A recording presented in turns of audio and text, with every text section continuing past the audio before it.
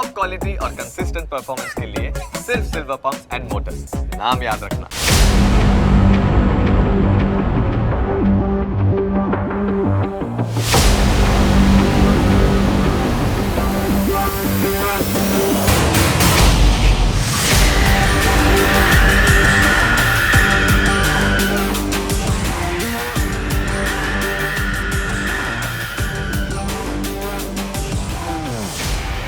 નામ શું હતું મુકેશનું? મુકેશભાઈ નથી, એમનું નામ તો તનવીર અહેમદ છે. એ મોબાઈલ તોડફોડ કરી માને મારી પીટી અને મારી સાથે શારીરિક સંબંધ બનાવી અને એ લાસ્ટ ટાઈમ જતો રહ્યો. આ સમય દરમિયાન તમારા હસબન્ડ જે હતા એ આ વાતથી એમને જાણ હતી? આ વ્યક્તિએ આ વચ્ચેના દરમિયાન આ વ્યક્તિએ મને ફેમિલીથી અલગ કરી. એ પછીના ખબર પડ્યા પછીનું વર્ષ, આ જે સમયગાળો છે એ કેટલો કઠિન રહ્યો? 2018નો જે સમય હતો એ મારા માટે એટલો બધો ડિપ્રેશનમાં હતો અને એટલો બધો ખરાબ હતો કે હું એટલી કંટાળી ગઈ હતી કે હું આપઘાત સુધીના વિચારો મારામાં આવવા લાગ્યા હતા. એ સમય દરમિયાન પરિવારનો આપણને સપોર્ટ હતો આપને? બિલકુલ નહોતું. હું એકલી જ લડી છું આ વસ્તુ માટે. એ દરમિયાન ક્યાંય પણ આપને એવું ખ્યાલ આવ્યો કે આ ખરેખર મુકેશ નથી, આ તનવીર છે? આ વિધર્મી નીકળશે અને આવું બધું હશે એવું મને ડાઉટ નહોતું. એને ઓનલી ફિઝિકલ થવું હતું એટલે એ મારી પાસે આવતો હતો. ઓકે. આનાથી વિશેષ બીજું કશું નહોતું. દીકરાનો વિચાર એ સમય આવ્યો કે? દીકરાનો વિચાર આવ્યો હતો, પણ પછી મને એવું હતું કે એક વખત લગ્ન થઈ જશે તો હું દીકરાને બી એડજસ્ટ કરી લઈશ, હું બોલાવી લઈશ, પછી તો આ માની જ જશે ને એમ. Only for lust and lust. Mummy papa બોલે છે? હા. આવન જાવન થોડું ઘણું? ઓકે. ક્યારેક નામ બદલીને, ક્યારેક ધર્મ બદલીને, પ્રેમના નામે પ્રપંચની આ કહાની, જેને નામ આપવામાં આવ્યું છે લવ જેહાદ. આવી જ એક ઘટના અમદાવાદની એક યુવતી સાથે થાય છે. 3 વર્ષ બંને વચ્ચે ખૂબ પ્રેમ રહે છે, પણ એક દિવસ એ પ્રેમનો ભાંડો ફૂટી જાય છે અને ખબર પડે છે કે આ પ્રેમ નહીં, આ પ્રપંચ હતો. નમસ્કાર, અમારી વિશેષ રજૂઆત સાથે હું છું જીગર. આજે વાત કરવી છે લવ જેહાદની. તનવીર કેવી રીતે મુકેશ બન્યો, મુકેશ બનીને તેણે યુવતીને કેવી રીતે ફસાવી અને કેવી રીતે પોતાની આખી આ જાળ બિછાવી, તેની જ વાત કરવી છે. અને આ ચર્ચામાં આપણી સાથે જોડાશે એ વ્યક્તિ જે બન્યા છે આ લવ જેહાદનો શિકાર.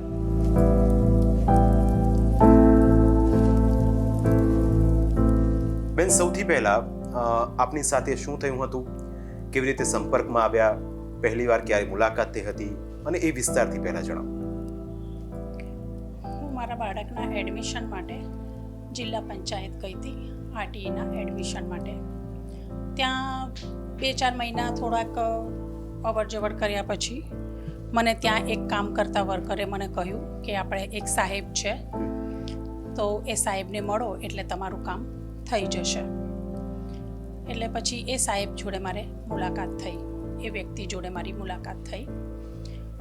મુલાકાતનો સંપર્ક થોડો ચાલ્યો. એમણે મને વિશ્વાસ અપાવ્યો કે બાળકનું એડમિશન થઈ જશે અને હું બી એમની વિશ્વાસમાં આવી ગઈ હતી કે બાળકનું કામ થઈ જશે. થોડાક મહિનાઓ સુધી વાતચીત ચાલી, ફોનની આપ-લે થઈ, સામેથી મને ફોન આવવા લાગ્યા. 2-3 મહિના 4 મહિના જેવું થઈ ગયું, બાળકનું એડમિશન થયું નહીં. પછી એ વ્યક્તિએ કહ્યું કે બાળકનું એડમિશન કદાચ નહીં થાય, કારણ કે બાળકનું જે એ લોકોનું જે કન્ડિશન હોય એ પતી ગઈ છે. બાળકનું અત્યારે બાળક થોડુંક મોટું છે એટલે એ લોકોને બેચમાં નથી બેસી શકે, એટલે બાળકનું એડમિશન નહીં થાય. મેં કીધું ઇટ્સ ઓકે, કંઈ વાંધો નહીં, ના થાય તો એમ કહીને વાત પતી ગઈ. પછી એ વ્યક્તિએ જે મારો નંબર પહેલાંથી જ લઈ લીધો હતો, એ વ્યક્તિ પછી મને ફોન કરવા લાગ્યા અવારનવાર. પછી મને કહે કે આપણે ફ્રેન્ડ્સ તો થઈ શકીએ છીએ, મિત્ર, એક સારા મિત્ર બની શકીએ છીએ. અને મને વિશ્વાસમાં લીધી એ વ્યક્તિએ અને એક આપ-લે કરી વાતની, અને મારી જોડે એક મિત્રતા જ કેળવડી. એમને મિત્રતાની જેમ એ મારી સાથે વાત કરવા લાગ્યા. પછી 2016માં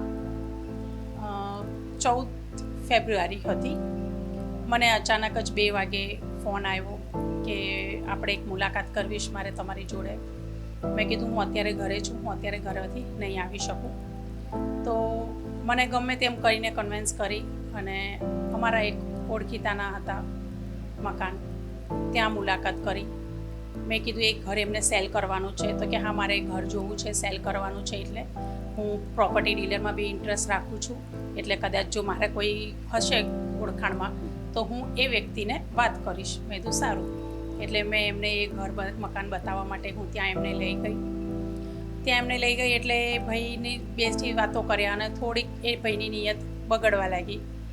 મને પ્રપોઝ કર્યો કે તમે મારી જોડે લગ્ન કરો, હું તમને બહુ પ્રેમ કરું છું, અને ઘણી બધી વિશ્વાસોમાં લઈને વાતો કરી એમણે. મેં ત્યારે ના પાડી, પણ એ ભાઈ માન્યા નહીં. એમણે મને એવું કીધું કે આપણે લગ્ન કરી જ લઈશું અને લગ્ન થઈ જ જશે. હું બી તમને બહુ પસંદ કરું છું, તમને બી હું થોડો ગમતો હોઈશ તો જ તમે અહીંયા મને વાત કરવામાં આવ્યા છો મારી સાથે. મેં તો હું ફક્ત તમને મકાન બતાવવામાં આવી છું, હું તમને પસંદ કરતી નથી હજુ, અને હું તો ઓલરેડી મેરિડ છું, એક બાળક છે ને તમે અનમેરિડ છો, તો કે એ બધું હું જોઈ લઈશ, હું સાચવી લઈશ કે એમ કરીને ફર્સ્ટ ટાઈમ એ વ્યક્તિએ મારી જોડે ત્યાં સંબંધ બળજબરીથી સંબંધ બાંધ્યો. પછી આ અવારનવાર થવા લાગ્યું, અને પછી તો હું બી એવું એક્સેપ્ટ કરવા લાગી કે ચલો ભગવાને કદાચ મને આ વ્યક્તિ મારી લાઈફમાં આપ્યો હશે, એટલે હું બી એ વ્યક્તિને પછી પસંદ કરવા લાગી. અને એ સમય દરમિયાન આપના પતિ સાથે આપ રહેતા નતા એ વખતે? ના, હું ત્યારે મારા પતિ સાથે નહોતી, મારા પતિથી અલગ હતી. મન દુઃખ હતું પણ છૂટાછેડા નહોતા થયા મારા. મારું મન દુઃખ હતું હસબન્ડથી, બાળક મારી પાસે હતું, મન દુઃખ હતું પણ છૂટાછેડા નહોતા થયા. ઓકે. અને એમાં આમની એન્ટ્રી થઈ? હા, એમાં પછી આ 2-2.5 વર્ષ પછી આમની એન્ટ્રી થઈ, આ વ્યક્તિની એન્ટ્રી થઈ. પછી એવી રીતે સંબંધ બંધાયા અને અવારનવાર જગ્યાએ સંબંધ. ત્યાં સુધી તો મારે હજી સુધી એમની જોડે પ્રેમ હતું કે હું એ વ્યક્તિને પસંદ કરતી હતી. પછી એક વખત અચાનક જ મને થોડો ડાઉટ જેવું લાગ્યું કે આ વ્યક્તિ મને કંઈક અલગ લાગ્યું. મને ફીલ થયું એવું કે આ વ્યક્તિ મારાથી કંઈક છુપાવી રહ્યા છે અથવા તો મારાથી કંઈક જૂઠું બોલી રહ્યા છે. પછી એક વખત મને મળવા બોલાવી એમને કંઈક બોપલ, અને મને જ્યારે મળ્યા હતા ત્યારે એવું કહ્યું હતું કે હું બોપલ રહું છું. હું એમને એમનું નામ બી જુદું બતાવ્યું હતું. એટલે ઓળખ આપને જ્યારે ઓળખાણ ફર્સ્ટ ટાઈમ થઈ હતી ત્યારે નામ હિન્દુ હતું? હા, ત્યારે નામ હિન્દુ હતું. એમને પોતાનું નામ મુકેશભાઈ બતાવ્યું હતું મને. ઓકે. અને હકીકતમાં નામ શું હતું? એ તો પછી હું તમને હવે જણાવું છું.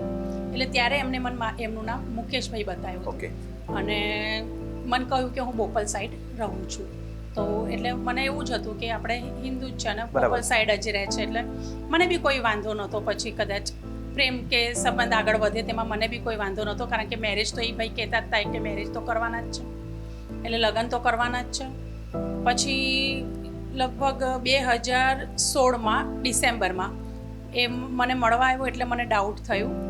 એટલે મેં એમને પછી એક સેટ કંઈક બહાર નીકળ્યા ગલ્લે, એટલે મેં એમનો મોબાઈલ લીધો અને એમના મોબાઈલ પર ફર્સ્ટ નેમ જ કંઈક મોસીના નામ કરીને સેવ હતો, મીન્સ એમનો ઇનકમિંગ કોલ આવેલો હતો. એટલે મેં ઝટથી ખાલી એ નંબર લઈ લીધો. એ નંબર લીધો અને એક બીજો બી હતો, એમના ફાધરનું નામ હતો, જે ફાધર કરીને સેવ કરેલો હતો. મેં બે નંબર મેં ફટાકથી મારા મોબાઈલમાં કોન્ટેક્ટમાં લઈ લીધા. એટલે મેં બીજા કોઈ નંબર સેવ ના કર્યો. જે પહેલો નંબર હતો ને એ મેં પછી સવારે મોર્નિંગમાં હું ઉઠીને એટલે મેં પહેલાં જ એ કોલ ઉપર નંબર લગાવ્યો. એટલે મેં કહ્યું કે આ નંબર ત્યાંથી સામેથી ફોન લેવાયો અને વાત થઈ. મેં તો આ નંબર કોનો છે? તો કે આ નંબર તો જુહાપુરાનો છે. એટલે મેં કીધું જુહાપુરાનો છે એટલે આ વ્યક્તિ તમારે કોણ? આ વ્યક્તિ જેના મેં નામથી લીધો છે મુકેશભાઈ. તો કે ના, મુકેશભાઈ તો કોઈ નથી અહીંયા. મેં કીધું મેં મુકેશભાઈના નંબર મોબાઈલમાંથી આ તમારો નંબર લીધો છે. પછી મને કે ના, મુકેશભાઈ તો કોઈ છે નહીં. મેં કીધું મુકેશભાઈ ખેડામાં માતરમાં કામ કરે છે. તો કે માતરમાં તો મારો દીકરો કામ કરે છે. કે ત્યાં મુકેશભાઈ નથી, એમનું નામ તો તનવીર અહેમદ છે. મેં કીધું તનવીર અહેમદ એટલે આ મુસ્લિમ છે? તો કે હા, આ મુસ્લિમ છે અને પરણેલો છે. મેં કીધું મારી સાથે તો મુકેશભાઈ કરીને વાત કરીને મને એવું બી કહ્યું હતું કે આ અનમેરિડ છે. એટલે પછી હું એકદમ શોકમાં આવી ગઈ. પછી મેં એમની વાઈફનો મેં પછી કીધું મેં તમારે એમની વાઈફનો નંબર આપો મને. તો મને કે તમે કોણ બોલો છો? મેં કીધું હું એમની ફ્રેન્ડ બોલું છું, મને તમારી વહુનો નંબર આપો. પછી મેં એમની વાઈફને ફોન લગાવ્યો. જે હતો તો સેમ નંબર એ જ હતો, જે મોસીનાનો નંબર હતો, જે મેં લીધો તો એ જ સેમ નંબર હતો. પછી એમની વાઈફે ફોન ઉપાડ્યો. મેં તો તમારા હસબન્ડ મારી સાથે 1.5-2 વર્ષથી આવું કરી રહ્યા છે ને મને પોતે અનમેરિડ બતાવી રહ્યા છે. એ તો જવા દો, પણ મને તો હિન્દુ બતાવી રહ્યા છે આ વ્યક્તિ. તો કે મારે તો એક છોકરો બી છે, આમ છે તેમ છે. પછી ઘણી બધી વાત લાંબી થઈ, અમારી ઘણી આર્ગ્યુમેન્ટ્સ થઈ અને ઘણું બધું હું હવે હમણાં કહી નથી શકતી એટલું બધું. એમના મમ્મી સાથે વાત થઈ છે, એમના વાઈફ સાથે, એમના પપ્પા સાથે મેં ફોન ઉપર બહુ બધી લડી છું, ઝઘડી છું એ લોકો જોડે કે તમારા દીકરાએ મારી સાથે આવું કર્યું. અને એ વ્યક્તિને ફોન મેં કીધું એ વ્યક્તિને ફોન આપો. એ વ્યક્તિ સામે બેઠો તો પણ ફોન લેવા માટે આવતો નહોતો, ના જ પાડતો હતો કે મારે ફોન ઉપર વાત જ નથી કરવી. મેં કંટાળીને ફોન મૂકી દીધો અને એનો નંબર ડિલેટ બધું મારી દીધું. અને મેં હવે ભગવાનને એવું માની લીધું કે કદાચ મારી કિસ્મતમાં આવું થવાનું હશે. પછી મેં મારી ફેમિલીને જણાવી દીધું કે મારી વચ્ચે આવું થઈ ગયું છે અને આ વ્યક્તિ મુસ્લિમ નીકળ્યો. તો મમ્મી કે જો બેટા હવે તું બહાર કંઈક કહીશ કે કોઈને કંઈ કરીશ તો ખોટું આપણે થશે. મેં તો મમ્મી કંઈ વાંધો નહીં, હું મારી કિસ્મતને ગમે તે ગમ્યું તે કરીને બેસી ગઈ. થોડાક ટાઈમ પછી આ વ્યક્તિ, જ્યાં હું જોબ કરતી હતી, પહેલાં બી આવતા જ હતા, ત્યાં તો જોબ કરતી હતી ત્યાં તો પહેલાં બી આવતા હતા, પછી આવવા લાગ્યા ડાયરેક્ટ. પછી કારણ કે મેં મોબાઈલ સ્વિચ ઓફ, એ મીન્સ એનો જે નંબરથી હું કોન્ટેક્ટ કરતી હતી એ નંબર બંધ કરી દીધો. પછી એ વ્યક્તિ મારા ત્યાં આવ્યા, મારા જોબના ત્યાં સામે બ્રિજ છે, બ્રિજની નીચે ઊભા હતા. એમને ખબર હતી મારો ટાઈમ શું છે નીકળવાનો, એટલે એમણે મને ત્યાં પકડી અને મને કે તે કેમ આવું બધું કર્યું, ઘરે ફોન કર્યો અને ફલાણું કર્યું. મેં કીધું તમે પરજાતિના છો અને તમે મારાથી જૂઠું બોલ્યું છે અને તમે મારી સાથે આ છેતરપિંડી કરી છે, એટલે મારે હવે તમારી જોડે કોઈ સંબંધ નથી રાખ્યો. તો કે તું મારી જોડે સંબંધ નહીં રાખે ને તો તારા વિડીયો અને ફોટોસ મારી પાસે છે, તો હવે હું એ ઇન્ટરનેટ પર મોકલી દઈશ અને તને બદનામ કરી દઈશ અને તારી ઇજ્જતને આબરૂ જે બી છે એ જતી રહેશે. એટલે હું પછી ગભરાઈ ગઈ. તો પછી હું ગભરાઈ ગઈ, મેં કીધું મને અત્યારે કોઈ વાત નથી કરવી, હું ઘરે જતી રહી. પછી એ વ્યક્તિએ મને એવું કહ્યું ત્યારે કે તમે આ મોબાઈલ જે બંધ કર્યો છે મેં, એને જે નંબરથી મને કોન્ટેક્ટ કરતો હતો એ નંબર બંધ કરી દીધો. મને કીધું આ નંબર હવે તું તારા નામ ઉપર લઈ લે. જે નંબરથી પહેલાં કોન્ટેક્ટ કરતા હતા એ નંબર જ્યારે કે એને બંધ કરી દીધો તો એ નંબર એને કોન્ટેક્ટ ઉપર લેવાનો કીધો મને મારા નામેથી. અને મને કહ્યું મને એક મોબાઈલ નવું હેન્ડપીસ લઈને આપતું. તો હું એ સિમ, હા મને એવું કીધું, અને એ સિમથી હું હવે તારાથી કોન્ટેક્ટમાં રહીશ કે તો જેને તમારા નામે નંબર, તમારા નામે ફોન બી મારા નામે, પછી એના પર એમને આપી દો એટલે એમની સાથે તમારી વાતચીત થાય. હા વાતચીત થાય. આવું મને એમને કહ્યું કે આ તારે કરવું જ પડશે અને કરવું પડશે. ત્યારે એક વ્યક્તિ હતા એમના જ ત્યાં સાથે કામ કરતા હતા. એ વ્યક્તિ જોડે ફલાણા જગ્યાએ એ વ્યક્તિ રહે છે, તેમને જઈ અને તું એ વ્યક્તિને કહે છે કે આવી રીતે વાત છે. અને આ દરમિયાન એ વ્યક્તિને હું મળી હતી એક વખત, કારણ કે હું એ વ્યક્તિને નામથી તો ઓળખતી હતી, ફેસ ટુ ફેસ ક્યારે વાત નથી કરી મેં, પણ નામથી હું ઓળખતી હતી વ્યક્તિને. તો એ વ્યક્તિના ઘરે બી ગઈ હતી. જ્યારે આ મને ખબર પડી કે આ મુસ્લિમ છે, આ છે તે છે, ત્યારે થોડું મન દુઃખ થયું હતું ઘણું બધું મને, પણ મેં સમેટી લીધું બધું કે હવે મારે બીજો કોઈ રસ્તો આના સિવાય નથી. પછી એ ભાઈએ મને એવું કહ્યું કે આ ભાઈને તું આ મોબાઈલ અને તારું સિમ લઈ અને પછી મને માતર મોકલજે તો હું કોન્ટેક્ટ તને કરીશ પછી એ મોબાઈલથી. તો હવે મારો વિડીયો કોલની એ બધાની બીક હતી કે મારા ફોટાસ છે એની પાસે શું છે એ મને બી ખબર નહોતી. અને એકચ્યુઅલમાં ત્યારે હતા કે નહોતા હું શ્યોર નથી. આ બધું આ ભાઈએ પછી બી લીધું કે જ્યારે બ્લેકમેલિંગ ચાલુ થઈ ત્યારે આ ભાઈએ લિટરલી બધું લીધું. ત્યાંથી માતરથી ફોન કર્યું અને મને કહે કે તમારા વિડીયો ક્લિપ અને એ બધું વિડીયો કોલમાં, વિડીયો ક્લિપમાં ના હોય એવી બધી ડિમાન્ડો, માંગણીઓ એને કરી હતી મારી જોડે. અને પછી તો હું એટલી બધી હદે કંટાળીને હતાશ થઈ ગઈ હતી કે મેં એક વખત મને એવું થયું હતું કે કાં તો હું આપઘાત કરું, આનો કોઈ રસ્તો જ નથી. પછી મેં છેવટે કંટાળીને પછી મેં એ વ્યક્તિને કહી દીધું 2018માં પછી વ્યક્તિ લાસ્ટ મેં એને એવું જ કીધું, મેં જો તું આ બંધ નહીં કરે, મને હેરાન કરવાનું બંધ નહીં કરે તો પછી હું હવે પોલીસ પાસે જઈશ અને હવે હું કમ્પ્લેન લખીશ જ. તો ત્યારે એ લાસ્ટ ટાઈમ મારા ઘરે 2018માં આવ્યો અને મારી સાથે મારઝૂડ કરી અને મારો જે એ મોબાઈલ હતો ને મેં જે આપેલો હતો એ મોબાઈલ તો હજી એની પાસે છે. મારો જે મોબાઈલ હતો જેમાં ક્લિપ ને એવું બધું, વિડીયો કોલ ને બધું હતું, એ મોબાઈલ તોડફોડ કરી મને મારી પીટી અને મારી સાથે શારીરિક સંબંધ બનાવી અને એ લાસ્ટ ટાઈમ જતો રહ્યો. હવે હું ત્યારે 2018માં એટલી બધી હતાશ થઈ ગઈ હતી કે હું આ વાત મારા ફેમિલીને બી નહોતી કહી શકતી અને હું કોઈને બી જણાવી નથી શકતી. આ દરમિયાન આ વચ્ચેના દરમિયાન આ વ્યક્તિએ મને ફેમિલીથી અલગ કરી અને એવું પણ કહ્યું કે સનને તું આપી દે તો આપણે લગ્ન કરવામાં કદાચ કે હું અનમેરિડ છું એટલે કદાચ તારા દીકરાના લીધે કે આપણે કંઈ ઇસ્યુ થાય એટલે તું તારા સનને બી આપી દે એના પપ્પાને, પછી આપણે આરામથી લગ્ન કરીશું, આવું બધું કર્યું હતું. એટલે આ બધી પ્રોસેસો એને મારાથી કરાવી લીધી હતી.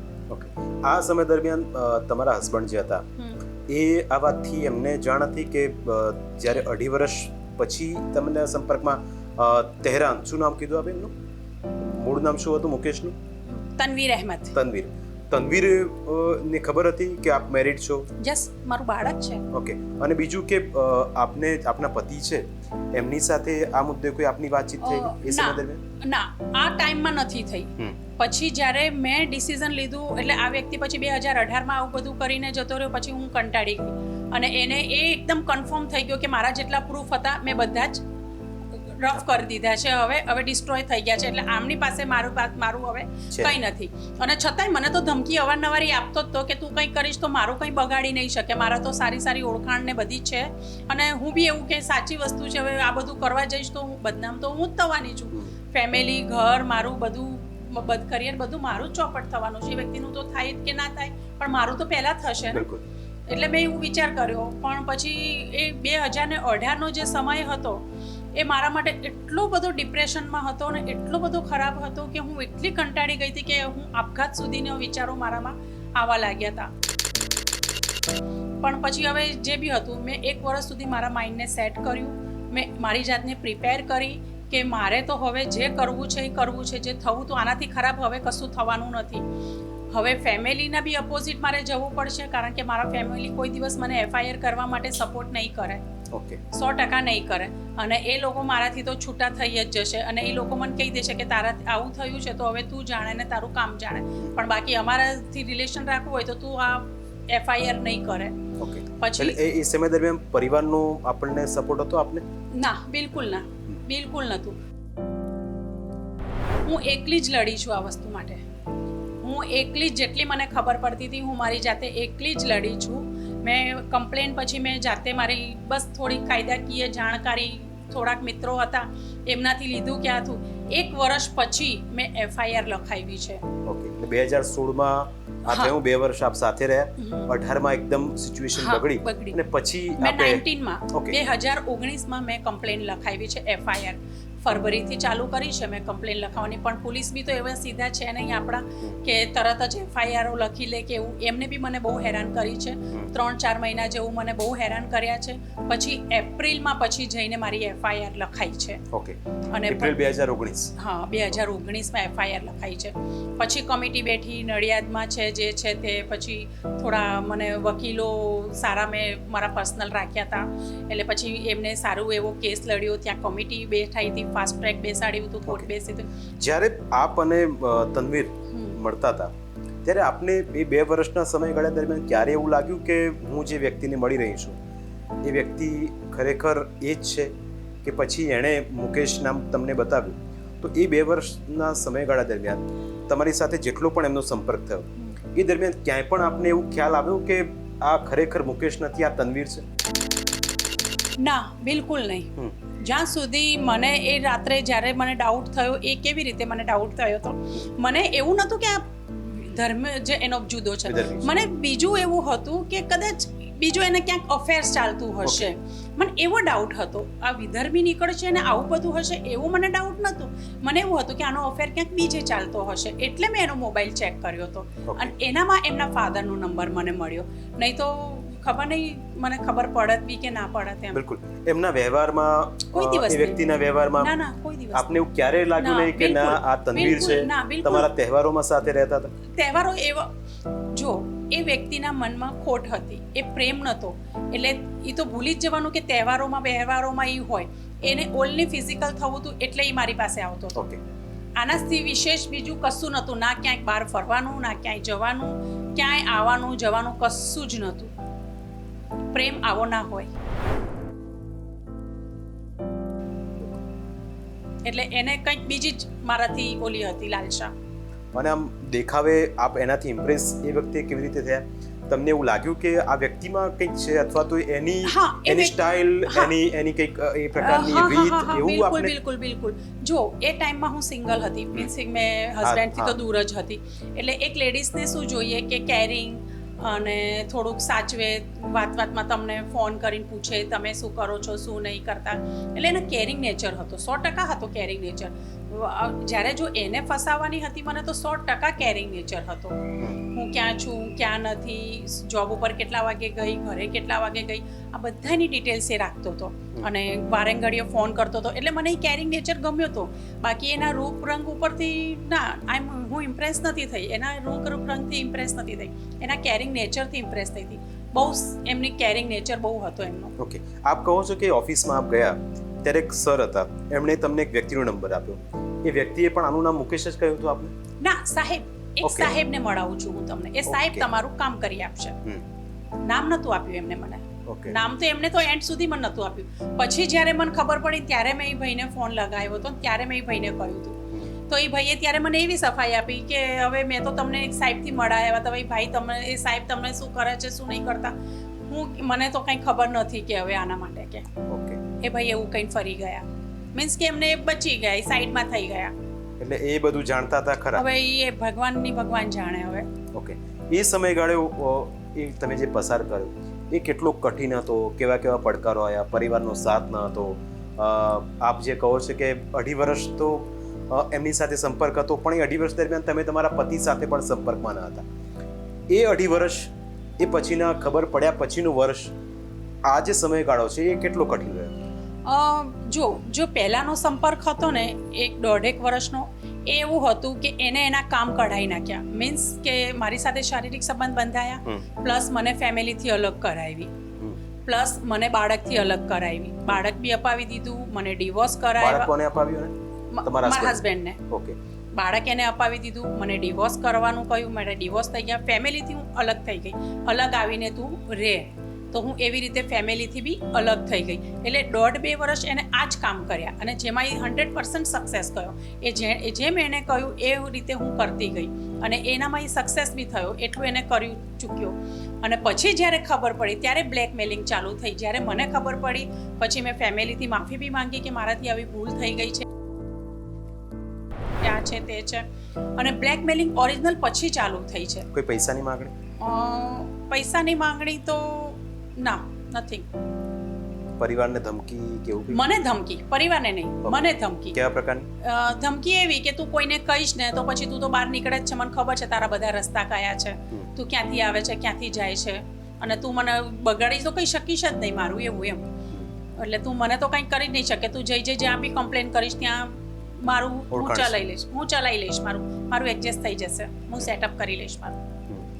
અને મારાથી પહેલાં તો કે તારી બદનામી થશે, કે તું શું બોલીશ કે એને બધાને. એટલે મેન ફાયદો તો એને એ જ ઉપાડ્યો છે. અને હું 1 વર્ષ ડિલે બી એનામાં જ થઈ છું. આજે મેં 2018 કાઢ્યું છે, અને મેં એ મારી મેન્ટાલિટી સેટઅપ કરવા માટે જ કાઢ્યું હતું કે જ્યાં સુધી હું મજબૂત નથી તો પછી હું આગળ એના માટે કંઈ નહીં કરી શકું. એટલે 1 વર્ષનો ગેપ મેં એના માટે જ લીધો, નહીં તો હું 2017માં જ એની કમ્પ્લેન કરી દે પોલીસને. પણ હું એના માટે પ્રિપેર નથી. કેમ પ્રિપેર નથી? કે મને ઘણું બધું વિચારવું હતું, કારણ કે મને ખબર હતી કે હું આ કમ્પ્લેનનું વિચારીશ કે FIRનું વિચારીશ તો મારે કયા આ ક્વેશ્ચન બધા મારી આગળ આવીને ઊભા રહેશે. ફેમિલી છે, મારું સન છે, મારી લાઈફ છે, મારું કેરિયર છે, મારું ઘર છે, મારા ઓળખાણવાળા છે, બધાય છે.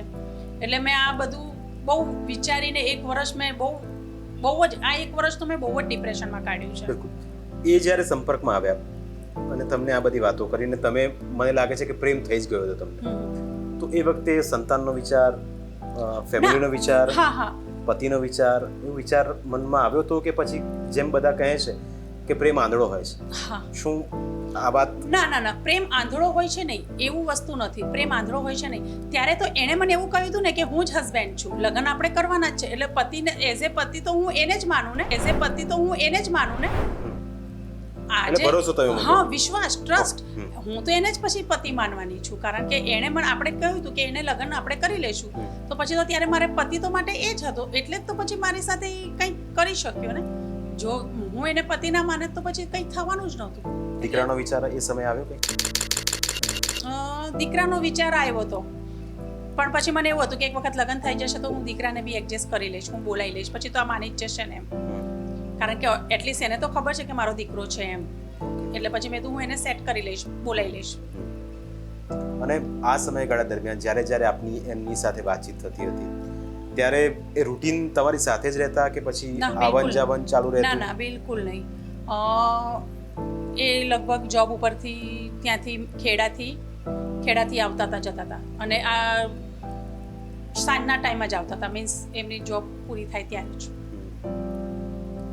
અથવા તો જોબને શી ખબર હવે કેવી રીતે મેનેજ કરીને આવતા હતા, મને નહીં ખબર, મને નહોતું કહેતા, મને કશું જ નહોતા કહેતા એવું બધું. જ્યારે એ દિવસે ફોન હાથમાં લીધો અને ખબર પડી કે આ નામ છે, હા, ફોન હાથમાં લીધો તો નામ ખબર ના પડી મને. ઓકે, મેં ઓનલી ફોર 2 કોન્ટેક્ટ જે પહેલા ઇનકમિંગ ના હતા એ નંબર લીધા. મને અચ્છા, ત્યાં એ સુધી નામ જાણ્યા જ્યારે પહેલી વાર ફોન પકડ્યો, તમને શંકા ગઈ? હા, જે પહેલું નામ દેખાયું પપ્પા. ત્યાર પછી ફર્સ્ટ નામ પપ્પા, હા, અને પછી જે બીજું નામ હતું મોસીના, હા. વાઈફનું, પણ મને નથી ખબર કે એ વાઈફ છે. ઓકે, આ તો હવે 2 કોન્ટેક્ટ ત્યારે હતા. ધ્રાસકો લાગ્યો?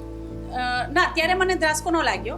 મને ત્યારે એવું થયું કે હવે જે બી મને રિયલ જાણવા મળશે એ આ વ્યક્તિઓ જ જણાવશે. ઓકે, હું હવે એની સામે તો એ નંબરના કોલ ના કરું ને, એટલે હું એની સાથે ત્યારે લડી ઝઘડી, અને મારે તો કારણ કે લડવું ઝઘડવું જ હતું, એટલે એ મને લડી ઝઘડી અને મારી સાથે મને ત્યાં રસ્તા પર ઉતારી, ઓપલ સાઈડ હતું કે કઈ સાઈડ હતું, હા ત્યાં જ ઓપલ સાઈડ ઉતારીને એ જતો રહ્યો. પણ મારે હવે હું ટેન્શન ફ્રી હતી કે મને 2 નંબર, અને એ વસ્તુ એને ખબર નથી કે મેં 2 નંબર એના મોબાઈલમાંથી લઈ લીધા છે. ઓકે. મારઝૂટ કયા પ્રકારની થતી? કેવી રીતે તમને મારતા? હા, મારઝૂટ પછી મારઝૂટ થવા લાગી જ્યારે ખબર પડી હા, પછી? જ્યારે બ્લેકમેલિંગ થયું ત્યારે મારઝૂટ થવા લાગી. મને મારઝૂટ કરતા હતા, 100% કરતા હતા, અને જબરદસ્તી. એ સમય દરમિયાન તમે એકલા જ રહેતા હતા જ્યારે કે પછી ઓબ્વિયસલી એ- ના ના ના ના એ તમે જ્યારે પરિવારમાં થોડું આવું ખટરાક થયો, પતિ અલગ હતા, દીકરો તમારી સાથે એ વખતે હતો, પછી એણે કીધું કે પતિને આપી દો, ત્યારે તમે એકલા જ રહેતા હતા? હા, ત્યારે હું એકલી, જે એ બ્લેકમેલિંગ જ્યારે ચાલુ થઈ ને એ 1.5 વર્ષ હું એકલી જ હતી ઘરમાં. મારો સન હતો, પણ એ ક્યારે હતો? એ જ્યારે પહેલાં હતું ને પ્રેમ, ત્યારે મારો સન હતો. પણ પછી જ્યારે અપાઈ ગયો સન અને પછી બ્લેકમેલિંગ ચાલુ થઈ ત્યારે મારો સન નહોતો મારી પાસે. પહેલાંનો 1 વર્ષ જે ઓળખાણ હતી, મુકેશ તરીકે જે ઓળખાણ હતી, ત્યારે મારો સન હતો મારી પાસે. ઓકે, પછી જેમને ત્યારે ખબર પડી પછી તમારા સનને છૂટા કર્યા? ના, એમને શું કર્યું, એમને જ્યારે મારો સન અપાઈ દીધો, મને ડિવોર્સ અપાઈ દીધા. પછી હું તો હવે કરું ને કે હવે લગ્ન કરો, ચલો તમે કહ્યું એ પ્રમાણે બધું થઈ ગયું છે, હવે મેરેજ કરો તમે. તો પછી એ વાટાઘાટા બતાવવા લાગ્યા મેરેજ માટે કે હા હમણાં થોડો સમય જવા દે, આમ છે તેમ છે, ફલાણું છે ઢીકણું છે, એવી રીતે. એટલે પછી મને ડાઉટ થયો અને પછી મને રિયાલિટી એમની ખબર પડી કે આ વ્યક્તિ આ છે. લગ્નની આનાકાની જ્યારે કરતા ત્યારે બંને વચ્ચે ઘર્ષણ જેવું થતું? હા, વાતચીત? ના બહુ જ ઝઘડા થતા હતા. હું બહુ જ કહેતી હતી કે તમારે લગ્ન જ નહોતા કરવા તો તમે પછી શું કામ આવું બધું મારી સાથે કર્યું અને મને શું કામ તમારી વાતોમાં લીધી. ઘણું બધું થતું હતું. આ વાત જ્યારે એમના પરિવારજનોને કરી, એમના ફાધરને, એમની વાઈફને અને એમની મમ્મીને પણ, તો એમનું રિએક્શન આપને સપોર્ટિવ લાગ્યું કે પછી એ લોકો પણ એ જ કહેતા હતા કે મારો દીકરો આવું ન કરે, 100%. તમે ખોટું બોલી રહ્યા છો? 100%. એમના મમ્મીનું તો હવે એ એવું કહેતા હતા કે મારા મમ્મી નહોતા, મારા સાસુ હતા જ્યારે આ વસ્તુ નડિયાદ ઓકે, ત્યાં ચાલી હતી, કમિટી બેઠી હતી ત્યારે. પણ મને તો એવું કહેવામાં આવ્યું હતું કે એમના મમ્મી જ હતા જ્યારે મેં વાત કરી હતી. તો એમને એવું કહ્યું હતું કે મેં મારું નામ બદલીને ફોન કર્યું હતું કે હું ફલાણી લેડીઝ બોલું છું, મેં મારું ઓરિજિનલ નામ નહોતું આપ્યું ત્યાં એમને. તો મેં કંઈક મારું નામ ત્યારે સાયરા કે એવું કંઈક બતાવ્યું હતું કે હું એમની મિત્ર છું, તો મારે એમની વાઈફ જોડે વાત કરવી છે. મેં આ રીતે વાત કરી હતી એમનાથી. પછી એમને એવું કીધું કે હા તમે સાયરા છો તો મારો છોકરો દિલીપ કુમાર છે, તો શું વાંધો છે કે મારા છોકરાએ આવું કર્યું હતું કે એવું આ શબ્દો એમના મમ્મી બોલ્યા હતા. ઓકે. તો મેં કીધું તમને કોઈની દીકરીની જિંદગી આટલી બધી હદે બગડી છે તેનો અફસોસ તો લેસ માત્ર બી નથી, અને છતાં તમે મને ફોન ઉપર આવું કહી રહ્યા છો કે મારો છોકરો તો દિલીપ કુમાર છે, એને એક આવું કરી લીધું કામ, તો શું થઈ ગયું? એટલે પછી ત્યારે મને ઘણું દુઃખ લાગ્યું હતું ને. એની વાઈફ તો કે આ તો આવો જ છે, ફલાણું છે ઢીકણું છે, મારી બી નથી બનતી, મારા ઉપર બી હાથ ઉપાડે છે, ફલાણું ઢીકણું. એટલે એ બધા રોતરા, એટલે એ બધા તો શું મગજમાં ચલાવીને બેઠા હતા એ મને નથી સહેજે ખબર. અને કારણ કે મારું માઇન્ડ બી એકદમ અપસેટ હતું, કારણ કે મારા માટે તો જમીન પગમાંથી નીકળી ગઈ હતી. એ વખતે કેવા વિચારો હતા બસ તમને? સુસાઇડના, ઓનલી ફોર સુસાઇડ, કે આ શું થઈ ગયું મારી જોડે. મેં આવું વિચારીને તો પ્રેમ નહોતું કર્યું. અને હવે તમારા પહેલા જે લગ્ન હતા એ પરિવારની મંજૂરી હા એરેન્જ મેરેજ હતા. ઓકે. એ એ વખતે અલગ થવાનું કારણ તમારે જો કેવું હોય તો? ફેમિલી ડિસ્ટ્રીબ્યુટ હતું થોડું. ફેમિલીમાં જ હતું થોડુંક, મીન્સ કે સગામાં હોય એટલે ફેમિલીમાં થોડુંક બોલવાનું થઈ એટલે ગયું હતું. એવું બની શકે કે એકલતા, કોઈના સપોર્ટની જરૂર, અને એ દરમિયાન આની એન્ટ્રી થવી અને બધું ભેગું થવું અને તમારા જીવનમાં એક નવું કેરેક્ટર એવું આવે છે જે તમારી આખી જિંદગીને બરબાદ કરી નાખે છે. 100% સાચી વસ્તુ છે. એકલતા તો 100% સાચી વસ્તુ છે. અને પ્લસ કે કદાચ એવું બી હોઈ શકે કે એ સમય દરમિયાન મને એવી હૂંફની કે એની જરૂર બી હોય, અને એ વ્યક્તિ કેરિંગ, જેવી રીતે મેં કહ્યું કે કેરિંગ હતો, ક્યાં હતો, કે એને તો એના કામથી જ મતલબ હતું કે એને શું કરવાનું હતું, એટલે કદાચ હોઈ શકે. ક્યારેક સપના બતાવ્યા હતા કે આવું કરીશ તારા માટે, આમ કરીશ, તું કહીશ તો ચાંદ તારા તોડી લાવીશ? નથિંગ, ક્યારે નહીં. નહીં. ઓનલી ફોર, ક્યારે નહીં. ક્યારે બહાર ફરવાનું નહીં, ઘૂમવાનું નહીં, ક્યારે ક્યાંય જવાનું નહીં, ગાર્ડન નહીં. Only for lust and lust. Only for lust and lust. બીજું કંઈ નહીં. ક્યારે નહીં, ક્યારે નહીં, કોઈ દિવસ નહીં. ત્યારે મનમાં દુઃખ થતું હતું કે મેં ખોટા વ્યક્તિની પસંદગી કરી? બહુ જ દુઃખ. કહું તો છું, સુસાઇડ સિવાય કોઈ બીજા વિચાર જ નહોતા આવતા. કોઈને વાત શેર કરી શકતા? ના, બિલકુલ નહીં. કોઈને બી નહીં. કોઈને બી નહીં. ક્યારે બી નહીં. પછી કાયદાનો જ્યારે સહારો લીધો ત્યારે આપના હકમાં નિર્ણય આવ્યો? હકમાં નિર્ણય હજુ સુધી નથી આવ્યો. ઓકે. હજુ સુધી આશા છે? આશા તો છે જ, કારણ કે આટલું બધું મેં સંઘર્ષ કર્યું છે તો થોડી તો આશા બંધાય છે. એ છેલ્લે આપની વાતચીત થઈ ત્યાર પછી કોઈ ફોન કે આપનો સંપર્ક કે તમને હેરાનગતિ કરવાનો કોઈ પ્રયત્ન? હા, 2019માં જ્યારે મેં પછી કમ્પ્લેન લખી અને જ્યારે પોલીસ ત્યાં એમના ત્યાં આવવા જવા લાગી, અને હવે ઓબ્વિયસલી કે કંઈક હશે તો પૂછતરછ, તો ત્યારે મને 1-2 ફોન નંબર ઉપરથી ફોન આવેલા કે તો આ જે કર્યું છે એ બંધ કરી દે, આમ તેમ. મેં તો તમારથી થાય તે કરી લો, અને કાં તો લગ્ન કરો.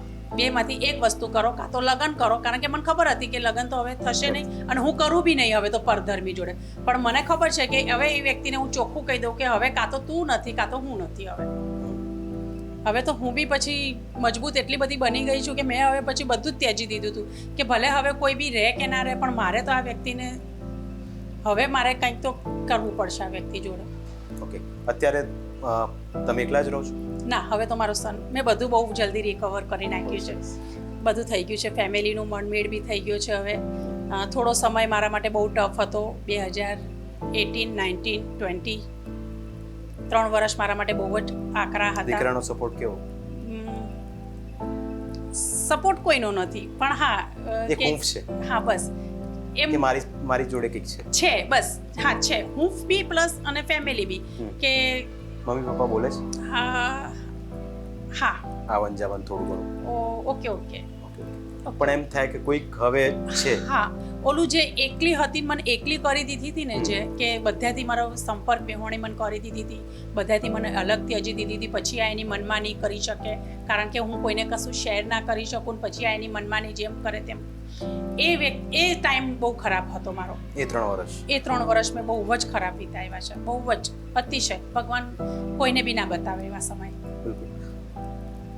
એ છોકરીઓને, એ યુવતીઓને આપના માધ્યમથી એ સંદેશ પહોંચાડવો છે કે આવા પ્રેમની જાળમાં, કારણ કે પ્રેમ એવું છે કે વિશ્વાસ જેટલો કરો એટલો એમાં ઓછો છે. એટલે કોઈ વ્યક્તિ તમને કેવી રીતે ભોળવે છે, એનો ઈરાદો શું હોય છે. એટલે આ એવું નથી કે તમારી સાથે જ થયું, આવું તો ઘણા બધા સાથે થયું છે, પણ તમારો કેસ એટલા માટે ખૂબ મહત્વનો છે કે તમે સંઘર્ષ કર્યો, એ પડકારોને ઝીલ્યા અને આગળ વધ્યા છો. એક સંકેત, એક સંદેશ એ તમામ યુવતીઓને, એ મહિલાઓને કે જે આવી રીતે ભોળવાઈ જાય છે, ફસાઈ જાય છે, એક મેસેજ એવો આપો કે જેનાથી ખ્યાલ આવે કે આવું તો તમારી સાથે થયું, બીજી વ્યક્તિ સાથે ન થયું. હું બધી જ યુવતીઓને એ જ કહેવા માંગુ છું કે ભૂલ બધાથી થાય છે. માણસ છીએ, ચલો ભૂલ થઈ ગઈ, પણ પોતાની ભૂલને સુધારી બી લો, એટલા બી સક્ષમ બનો. ભલે સમય લો, પણ પોતાની ભૂલને સુધારો. અને સામેવાળા વ્યક્તિને તો એટલો અહેસાસ થવો જ જોઈએ કે એને ભૂલ કરી છે. પછી ભલે તમારે બધાને છોડવું પડે, એ છોડવા માટે તમે સક્ષમ બનો, તૈયારી બતાવો, ભૂલ પોતાની સુધારો, 100% સુધારો.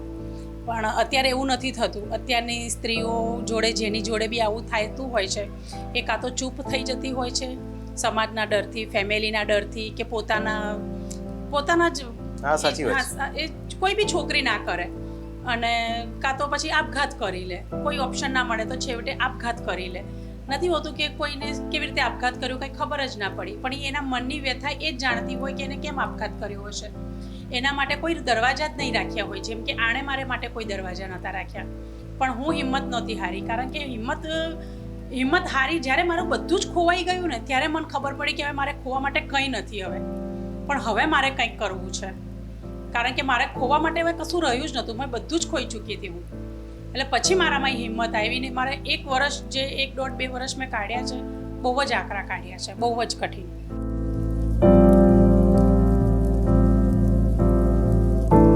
અહીં પ્રેમ હતો, પ્રપંચ હતો અને હતો પશ્ચાતાપ.